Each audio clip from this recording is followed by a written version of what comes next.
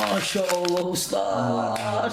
Assalamualaikum Ustaz. Waalaikumsalam warahmatullahi wabarakatuh. Alhamdulillah akhirnya Ustadz ini memang yang ditunggu-tunggu. Ini udah episode yang keberapa gitu. Anak pengen ada Ustadz Nurdin datang ke sini ngobrol-ngobrol. Alhamdulillah Ustadz ada Ustadz. Alhamdulillah. Ustadz, anak pengen nanya dari netizen, ada yang nanya bagaimana tentang MHMMD yang oleh Marwah Daud itu. Jadi bagaimana mengelola hidup, merencanakan masa depan. Artinya gimana sih gapai cita-cita, gimana sih merencanakan gitu. Ustadz, tapi sebelum itu anak pengen nanya, antum dulu sanawiyahnya di mana Ustadz? Pesantren atau enggak Ustadz? Sanawiyah itu sekolah SMP ya? SMP? Ya. Dulu Ana sebelum SMP Ana SD dulu. Konkret. Ya, SD di kampung Ana, SD di kampung. Kemudian MTS itu di pesantren Al Imam di Cikembar, Sukabumi. Sukabumi ya. Berarti kampung antum Sukabumi juga dong? Kamu Sukabumi juga Masya ya. Allah. Kemudian habis itu saat itu anak dapat peluang beasiswa ke Kuwait SMA-nya. Ke Kuwait? Iya, waktu itu dapat peluang beasiswa ke Kuwait, tapi qadarullah gagal berangkat gitu ya, karena wallahualam apa proses yang terkendala, tapi beasiswa tetap didapatkan, dialihkan kemudian ke Al-Irsyad. Al-Irsyad yang di Salatiga. Tengaran. Iya, Tengaran. Sebenarnya sih Al-Irsyad Tengaran Kabupaten Semarang begitu. Cuman karena dekat dengan kota Salatiga, walaupun di Kabupaten Semarang gitu, jadi lebih dikenal dengan Salatiganya. SMA di sana. Nah, ya, masuk I'dad Lughawi dulu karena di sana itu pembelajaran full pakai bahasa Arab di SMA-nya. Jadi anak 1 tahun ikut kelas bahasa secara intensif, lalu 3 tahun SMA.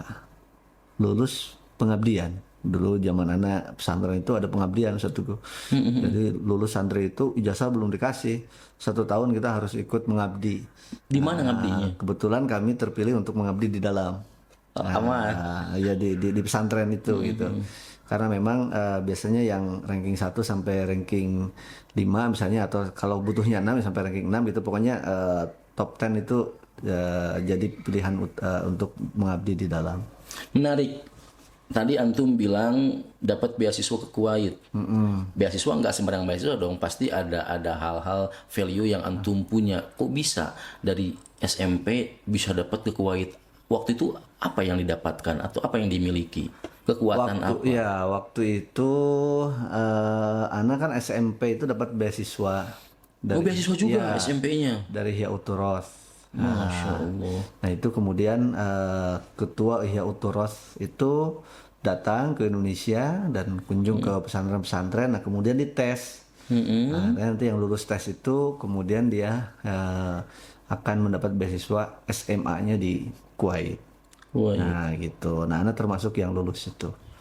Artinya antum berprestasi lah, katakanlah kena lulus tes, netizen pasti paham. Nah, berarti ini ada nggak nih perpindahan atau perbedaan waktu antum merasakan bagaimana mondok masih di dalam kampung, masih di Kabupaten Sukabumi, Jawa Barat, kemudian tiba-tiba pindah pesantrennya di Salatiga yang ada di Jawa Tengah, pindah provinsi, padahal masih cupu-cupu mungkin waktu itu. Iya itu, Masya Allah tuh, anak merasakan memang hijrah itu membawa perubahan ya. Yang ini nih. Jadi apa namanya, the miracle of hijrah itu luar biasa, mukjizat itu menurut Ana gitu ya. Ana ketika masuk pesantren MTS itu, Ana juga merasakan perubahan yang lebih dalam diri Ana, artinya dalam semangat belajar dan seterusnya begitu. Kemudian ketika pindah lagi ke yang lebih jauh gitu, walaupun awalnya butuh perjuangan, butuh effort yang luar biasa untuk adaptasi dengan selama ini kan walaupun pesantren tapi masih masih di lingkungan di wilayah, masih di wilayah Sukabumi begitu. Kemudian setelah itu ke Jawa Tengah begitu, ya jauh dari orang tua dan seterusnya gitu, dari keluarga. Itu effortnya memang luar biasa, tapi alhamdulillah kemudian setelah berhasil beradaptasi dan merasakan masa belajar yang Ana tempuh selama sampai sekarang bahkan gitu ya, masa-masa emas belajar Ana tuh ada di sana gitu, Kang Teguh. Alhamdulillah tuh ya bahasa Arab Ana jadi betul-betul aktif gitu ya, karena memang lingkungannya itu memang sekolah itu kan memang Al-Irsyad itu Masya Allah salah satu pesantren di Indonesia yang saat itu menjalankan kurikulum punya Saudi Arabia. Oh, Nah, gitu. gurunya Bahkan dari gurunya Arab. juga dari sana ada. Dari Arab. Iya, dari Arab asli. Ya, apa namanya? Mufat itu guru apa namanya? Guru yang diutus untuk mengajar di Indonesia.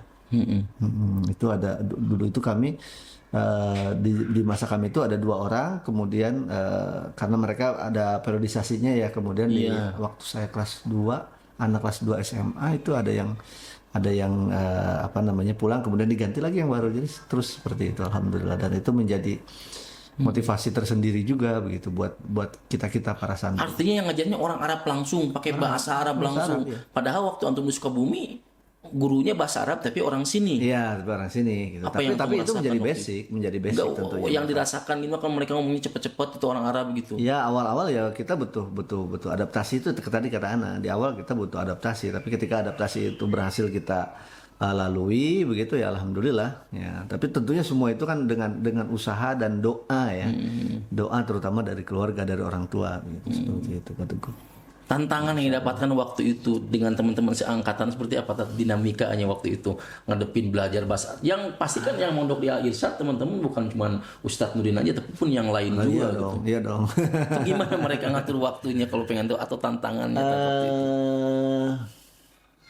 Pertama ya anak dapat banyak teman ya dari berbagai macam daerah begitu, dengan latar belakang juga yang berbeda dengan anak secara pribadi begitu.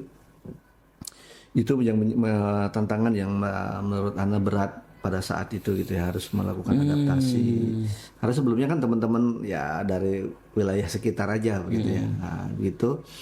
Itu kemudian kalau tantangan belajar sih ya apa ya mungkin hampir ya normal-normal aja ya, kita hampir nggak apa namanya nggak ada yang terkenang begitu gitu dari sisi tantangan. Justru saya mendapatnya nyamannya belajar itu seperti yang Anda sampaikan tadi itu di situ gitu, di situ gitu. Anak waktu itu Anak punya wali kelas di tahun pertama itu, masya Allah begitu perhatian sama Anak begitu, dan Anak mendapatkan tips belajar yang efektif. Kayak gimana? Nah, ini rahasia nih Pak Teguh. Mahal ini. Ya kayak gimana coba? Jadi kata beliau waktu itu, dan ini Anak suka sampaikan ke teman-teman anak-anak santri. Jadi kata beliau, belajar yang efektif itu adalah kita sudah punya gambaran apa yang akan guru sampaikan, apa yang akan kita pelajari nanti di kelas. Enggak Jadi ketika kita di kelas itu guru mau ngajar apa kita udah tahu di globalnya, tinggal pendalaman apa yang akan disampaikan oleh guru itu. Jadi teknisnya sebelum masuk kelas itu pagi atau malamnya itu misalnya pelajaran fikih katakanlah begitu ya, atau bahasa Inggris misalnya begitu. Pertemuan sebelumnya sampai halaman 35. Berarti besok akan mulai dengan halaman 36 katakanlah begitu ya. Kalau kita pakai analogi apa namanya halaman gitu ya, contohnya seperti itu. Nah, maka halaman 36 biasanya si guru itu mengajar 2 halaman misalnya 36 37. Maka halaman 36 37 itu saya baca dulu. Saya baca dulu. Faham nggak faham pokoknya saya baca. Baca. Ya. Oke, saya baca tuh. Clear. Nah, baca habis kalau ada hal yang saya pahami begitu kan, maka itu yang menjadi tujuan gitu. Oh, saya udah paham nih. Berarti nanti guru akan menyampaikan seperti ini, udah kedebak. Kalau ada hal yang nggak paham, maka akan saya tandain. Iya, nanti untuk saya tanyakan. Nah, kalau ada hal yang saya pahami, ternyata nanti guru itu pada saatnya di kelas kok beda menjelaskannya, saya akan pertanyakan juga. Loh, kenapa kok saya memahaminya begini, kok gurunya kok menyampaikan dengan pemahaman yang berbeda? Nah, seperti itu. Nah, berarti pelajaran yang itu halaman 36 37 itu ketika saya masuk kelas itu sudah 2 kali secara tidak langsung dibaca. Sahih. Ya kan? Tadi pagi sebelum berangkat sekolah sama sekarang di dalam kelas. Nah, begitupun pelajaran-pelajaran lain. Kalau ada 3 pelajaran, 4 pelajaran di hari itu saya lakukan begitu. Ya, dengan pelajaran-pelajaran lain. Nanti malam sehabis sholat isya itu kan biasanya kalau di pesantren itu ada waktu belajar mandiri. Ya, belajar mandiri. Ya, belajar mandiri masing-masing ya. Saya ditarget saya nggak boleh tidur kecuali saya membaca semua pelajaran yang tadi di kelas diajarkan. Nggak boleh tidur sebelum membaca ulang. Ya, membaca ulang. Jadi walaupun saya udah sudah 2 kali baca, katakanlah tadi statusnya gitu kan, baca mandiri sama dipelajari ketika di kelas. Yang ketiga kalinya sebelum tidur saya baca lagi. Tuh, jadi 3 kali tuh. Oke. Tapi antum bermain di sana. Ya bermain dong, kan Tapi waktu kayak banyak. serius gitu ya, belajar terus gitu. Itu banyak. Tapi ada bermainnya ada di Ada sana. bermainnya, ada. Kita kalau sore kan main ya olahraga, ada main bola, ada bulu tangkis, ada apa gitu. Dulu saya seneng main-main bulu tangkis saja ya. Nggak jadi profesional sih, yang penting mah gerak lah gitu. Iya. Sampai tadi antum katakanlah pengabdiannya karena antum berprestasi jadi di dalam. Nggak, bukan hanya anak sih, banyak. Enggak tempat-tempat jauh, Ustaz. Enggak, Dari sana lanjut ke mana, Ustaz? Dari situ pengabdian. Nah setelah anak pengabdian, ketika itu karena memang tadi koneksinya dan sekolahnya dengan kurikulum Arab Saudi ya, dulu semua teman-teman itu pengennya ke Madinah.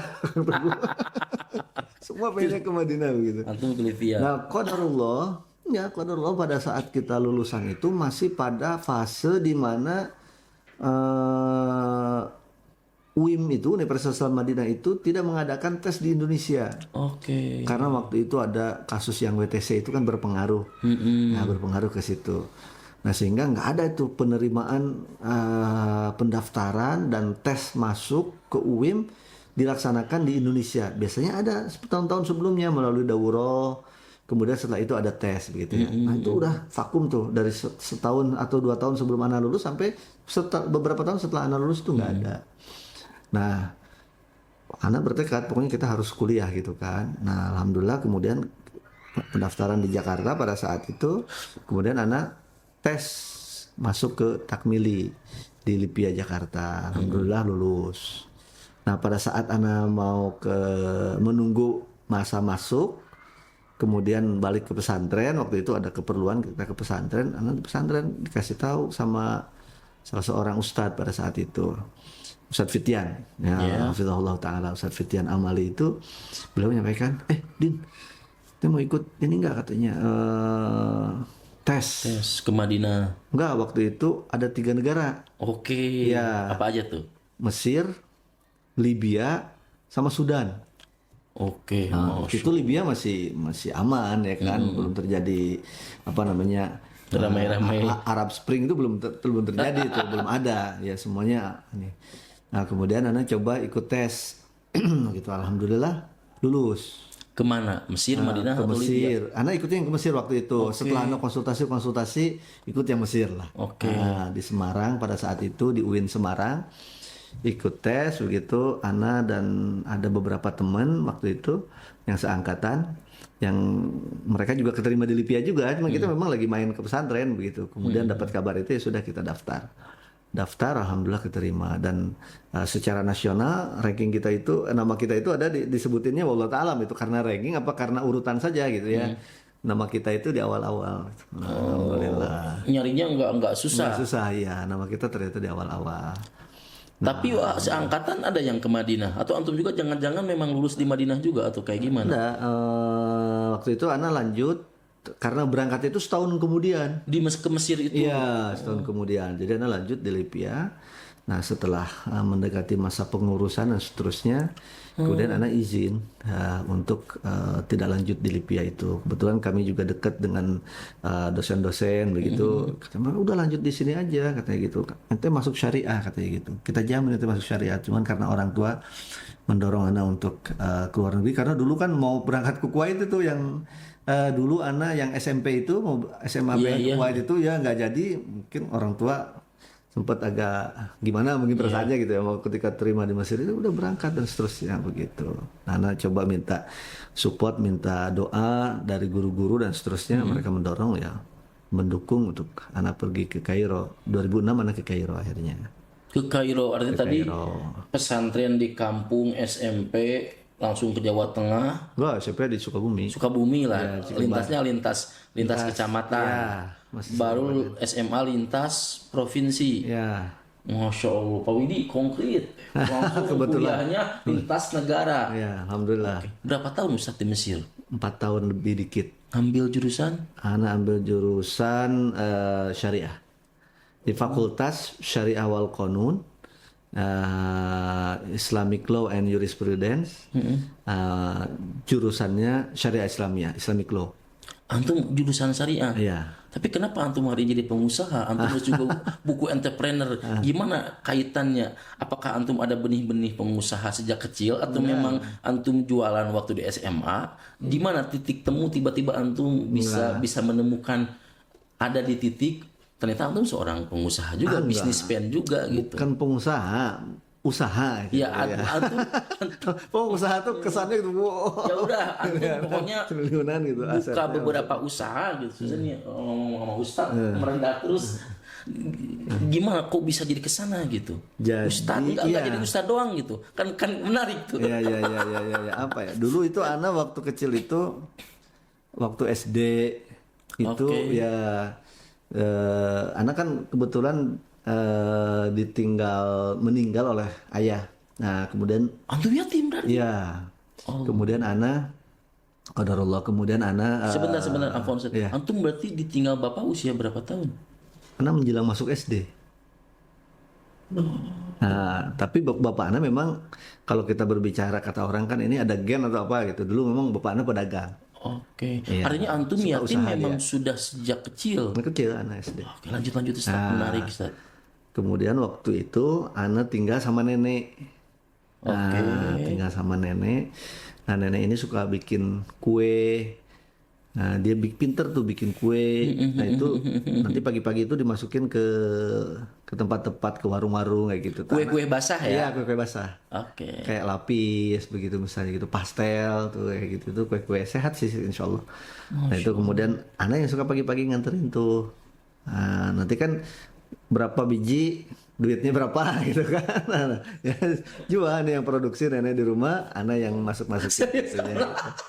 Ana baru tahu ternyata Ana kayak merinding gitu. Jadi orang kan taunya Ustadz Nurdin hari ini, jadi aku menjajakan ke warung-warung. Iya, bukan menjajakan, memang udah. Iya, udah ada, tapi kan itu kerja juga Ustadz. Iya. Terus menarik nih.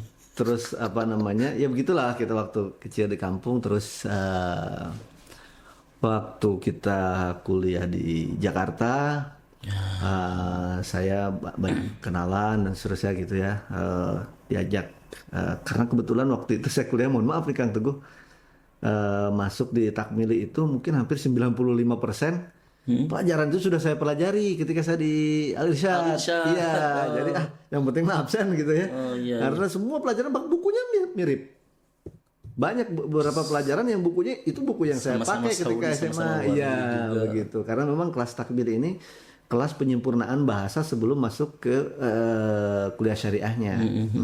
Gitu. Jadi nggak ada tantangan ini gitu ya. Akhirnya Ana ikut-ikut, ada yang ngajak, ayo kerjain ini gitu kan, untuk mengisi kekosongan waktu gitu di sore hari itu Ana berkegiatan. Contohnya apa? Boleh nggak ngasih? Ya apa contoh kerjanya apa gitu? Ana waktu itu jadi perwakilan salah satu agen perusahaan untuk pengurusan paspor sama medical check up untuk calon pegawai yang akan dikirim ke luar negeri. Jadi Ana yang handle tuh di Jakarta itu. Presentase gaji atau bonus atau apa? Kita ngitung per orang waktu itu. Waktu itu Pak Teguh satu kepala Ana dapat 500.000. Waktu itu? Iya waktu itu. Untuk mendampingi sampai selesai, mulai dari daftar sampai hasilnya Ana ambil, medical check up sama paspor. Di kota waktu itu, di Jakarta kota tua. Gitu. Ana berapa bulan di Jakarta tuh kuliah, Ana bisa beli motor. Jadi benih-benih kreatifnya, pulang kuliah tuh, mandirinya, pulang mulai kuliah muncul. mungkin pulang kuliah ya apa namanya langsung gitu berangkat. Karena Ana posisikan bahwa pekerjaan Ana itu Ana lakukan dari jam 1:30 sampai sore. Nah, nanti sore kadang-kadang kita ikut ngajar. Kalau nggak ada pekerjaan itu kan nggak tiap hari juga. Kalau nggak ya kita ngajar, karena kita juga ada komunitas-komunitas guru privat yang kayak gitu. Ngajar juga ya, ikut-ikutan aja. Ya kalau pas lagi nggak ada ya anak ngikut gitu. Pokoknya ya berbuat aja begitu, berbuat aja biar manfaat waktunya gitu aja. Saya jadi ingat apa konsep ambak. Ambak itu apa yang manfaat bagiku, bagi orang lain ya, bagiku dan bagi orang lain, ya. Terutama bagi orang lain ya. Artinya antum punya prinsip bahwa apa yang dilakukan ada nggak manfaatnya bagi Ane sama bagi orang lain kayak gitu. Yang penting manfaat dan tidak memudorotkan orang kan, tidak menzolimi orang gitu. Ya, tidak menzolimi orang. Itu kataku. Itu terus ke Mesir, di Mesir. Pada saat anak di Libya kan banyak temen, kan di Libya semua bukunya kan bahasa Arab. Teman-teman itu, anak pribadi juga merasakan ketika dulu di pesantren, ketika di Libya itu kalau kita belajar pelajaran kitab katakanlah Bulughul Maram gitu ya, dengan kita memegang kitab aslinya itu kan punya kebanggaan tersendiri itu. Kitab kuningnya ya. Iya, dan seterusnya itu. Nah itu ketika anak ke Mesir, ternyata banyak kitab-kitab itu. Memang di sana kan percetakan itu banyak. Iya. Akhirnya anak punya teman waktu itu suka jualan juga dia. Ya memang dari sebelumnya dia udah jualan kitab-kitab itu. Mungkin ngambil ke orang gitu. Anak bilang itu di sini ternyata banyak. Dan harganya miring, artinya yang biasa dengan harga yang sama, kitab yang sama itu di sini jauh gitu. Anak bilang ke teman, kita cari modal, ya kan? Kita anak yang ngadakan barang dari Mesir, kirim pakai kargo. Nanti teman yang nerima di kampus di Libya, itu dia yang menjualkan.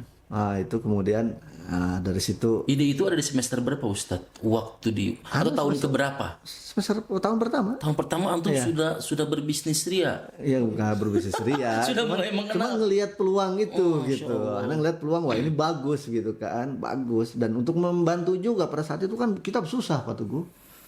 Kitab susah, kita dapat kitab itu susah. Kalau nggak dapat hadiah dari Syekh, ya kan?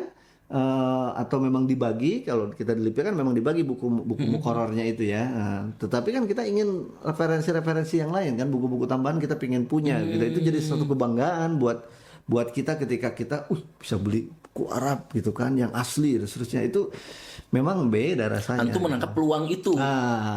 Ketika anak Mesir banyak ini. Akhirnya waktu itu ada kakak kelas aneh orang Jawa Tengah. Dia orang berada, ada bilang, gimana nih ada peluang nih gini gitu kan. Beliau tuh keluarganya punya toko emas, ada banyak gitu. Punya toko emas. Iya, ada bilang bisa nih ente pinjemin sama orang tua ente. Tapi kita bagi hasil. Iya. Gitu kan, kita bagi hasil. Kata dia, "Ntar coba ya," katanya gitu. Nah, tantenya alhamdulillah mau minjemin pada saat itu. Jaminannya apa waktu itu? Nggak ada jaminan, sudah kepercayaan jaminan, aja. Kepercayaan aja. Kita sebagai temen dan seterusnya begitu. Sepolos itu, nggak ada perjanjian apa? Nggak ada. Padahal itu uang kan pasti gede, nggak mungkin juga 40 juta waktu itu. Karena dikasih pinjem.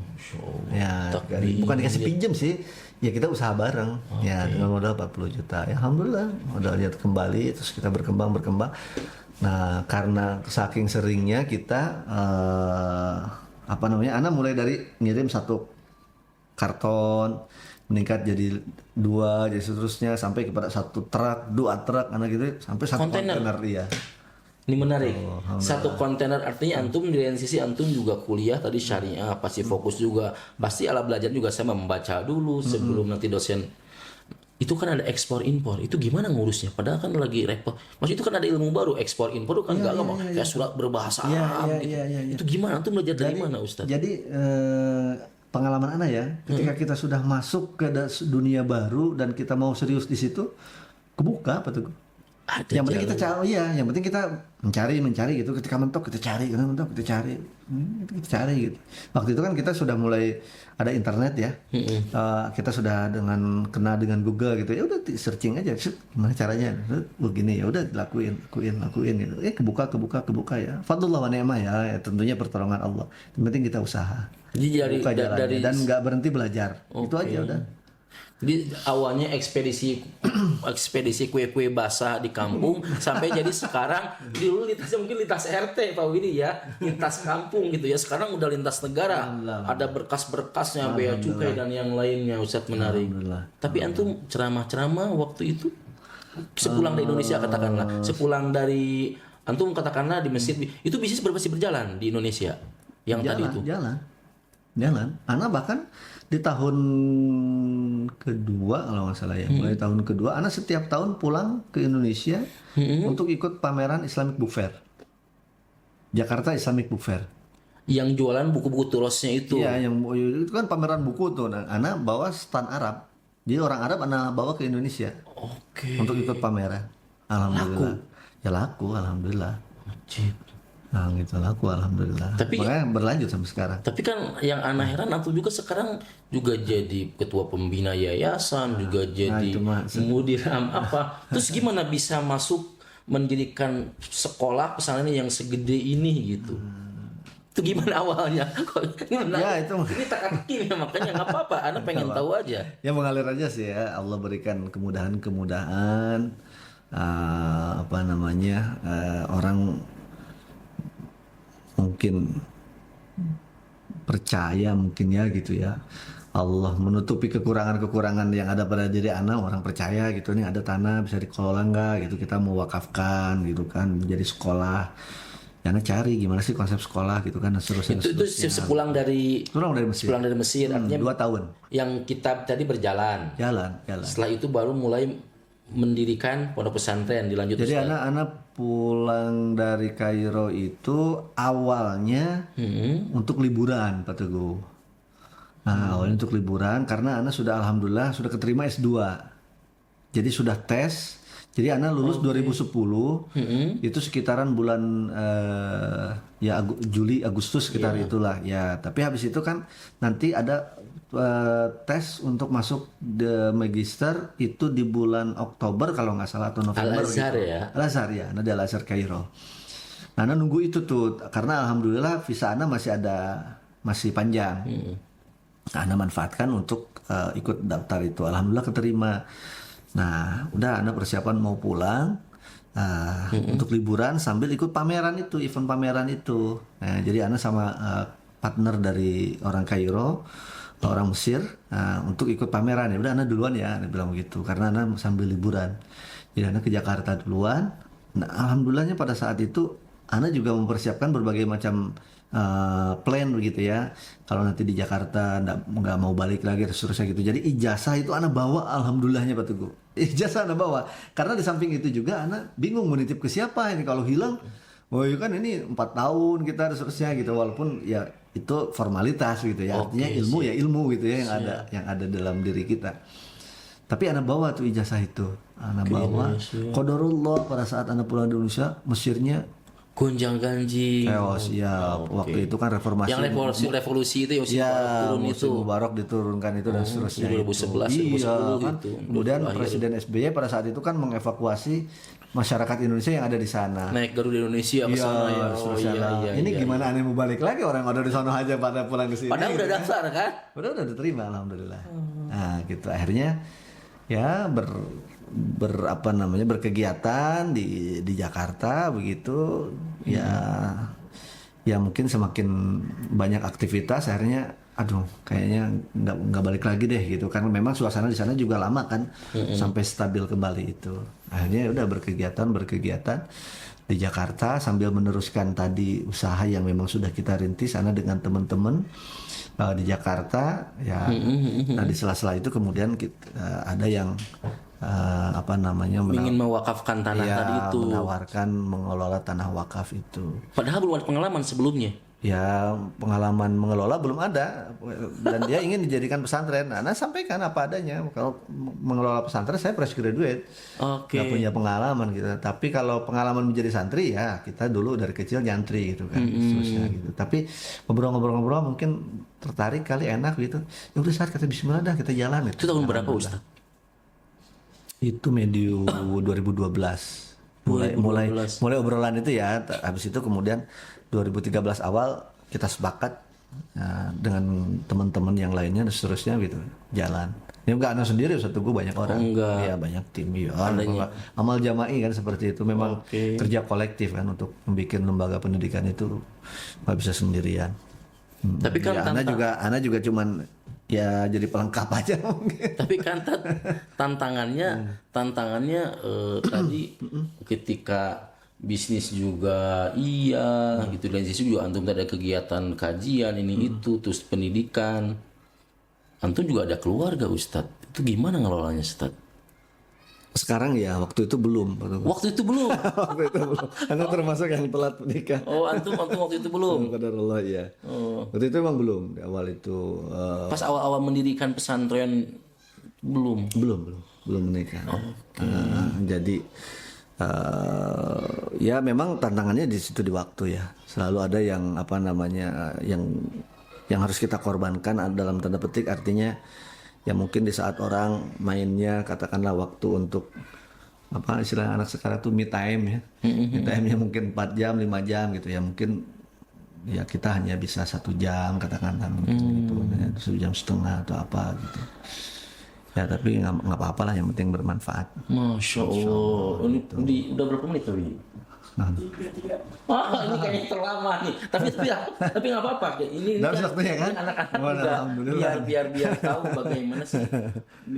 Katakanlah pengen jadi orang yang bermanfaat, yang sukses, banyak ini juga nggak mudah juga gitu. Ustadz, yang terakhir, tadi tipsnya itu adalah bagaimana me time-nya orang-orang pada main, antum me time cuma sejam 2 jam. Ada nggak tips yang antum pakai selain tadi cara belajar untuk teman-teman yang di Indonesia, khususnya anak muda, biar selancar itu, semudah itu dalam menggapai cita-cita atau mengelola masa depan, Ustadz? Enak banget anak tadi sekolah ngajar punya bisnis gini, ini enak banget gitu ya.